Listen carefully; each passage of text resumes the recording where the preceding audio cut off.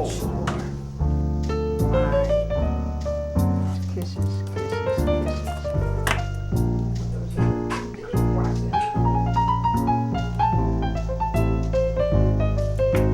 Voila. Beautiful.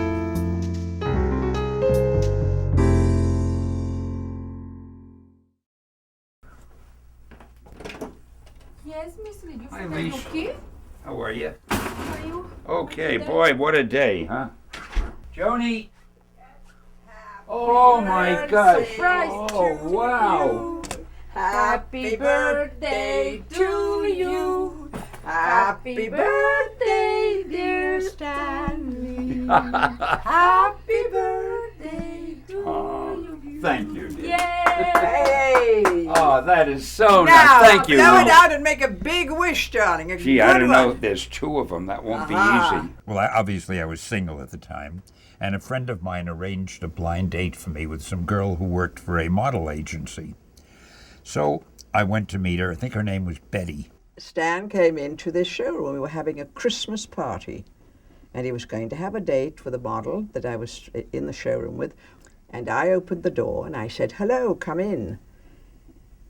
And he stood there, and I shall remember always because he always wore his raincoat like Leslie Howard, an old movie star, and of course a hat. Now, I have to go back and tell you this. Almost every guy who can draw, even a little bit, likes to draw pretty girls, and I was no exception.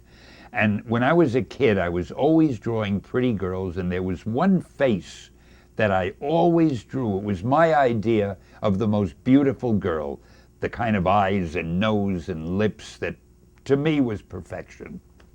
The door was opened up, and there was the face I had been drawing all my life. And the figure was pretty good, too. And then she said, "May I help you?" And much better than I said it, with the most magnificent English accent. And I've always been an Anglophile. I couldn't believe this. And I think I said something like, "I love you." I never got to meet Betty, but the girl who opened the door, she was the head model in the place, and her name was Joan. And I was smitten the minute I looked at her.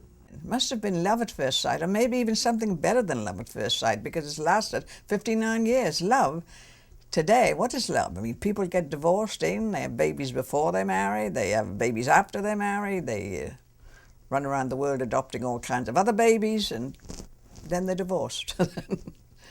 In 59 years of marriage, we've done everything there is to do. We've traveled a lot. Right now, it's fun just being home, watching television, talking.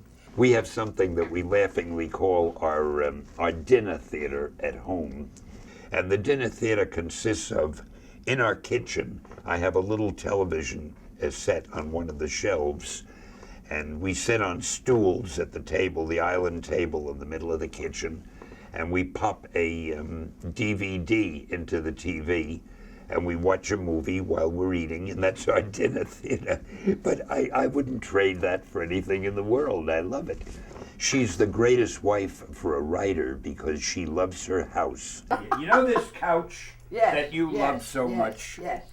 And you bought this a number of years ago, and I will admit it causes a lot of talk. I will admit nobody has ever seen a couch like this, but I don't know if I've ever told you this, if I've ever confessed this. I despise this couch because there's no way you can get comfortable in it. If you sit this way, you're nowhere near the back. So if you sit all the way this way, you feel foolish. I mean, I don't know how to sit in this couch. Our house is like a toy. It's like her toy. And she can keep busy all the time, rearranging the furniture and hanging pictures in a different way.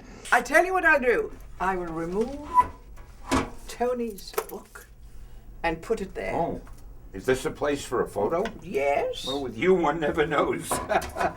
All right, I guess that's kind of cute. There At we least are. I'll always see it when I pass by. Could be standing up somewhere. Well, you could take this Is there a up, darling, stand? and put Oh it- my it's goodness, actually- look at that's that. right. How about women? How about like that? It looks like it was born there. I'm really quite a loner. Stan will tell you. I don't go shopping with anybody. I'm really quite alone. I'm very happy with myself. If I'd been another kind of wife, it probably wouldn't have been such a successful marriage. The minute he comes through that door, now, hi, sweetheart, and he's right at that computer. I'm in there doing this. He's working later than I am. I go to bed before him. We have a good marriage because we're not possessive. I'm not whining and whining out here and there, and you left me alone and I'm scared in the house. I'm not. I'm a tough broad. Hey!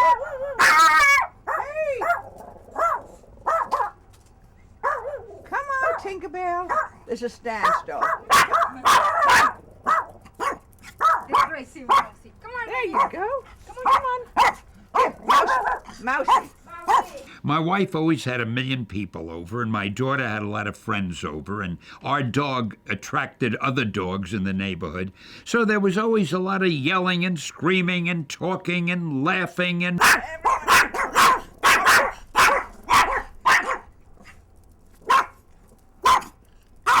I paid no attention. I was just doing my typing. And it really taught me I can type under any conditions. Oh, shushy shush. Hey, baby. Cemento away. I who used to have shepherds and Dobermen and Rottweilers. Look what I've got now, thanks to my wife. One day Joni said, why don't I write a book? And I said, mainly because you've never written anything. She said, no, seriously, Stan, get me some paper and a pencil, and I want to write a book.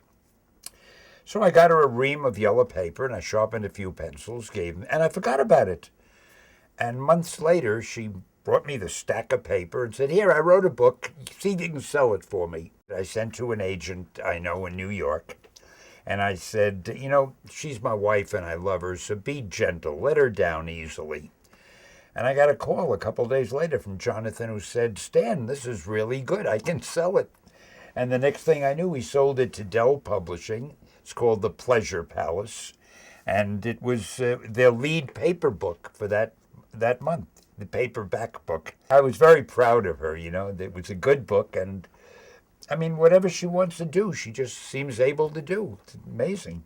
What is it that you always used to call me? You still call me? Flim-flam man. Yeah, I don't think that's nice. And I mentioned that to a few people, jokingly. I said, yeah, my wife calls me a flim-flam man.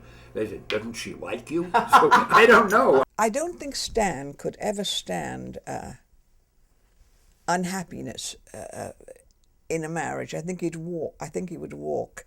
I don't think anything gets him down, excepting if I don't smile.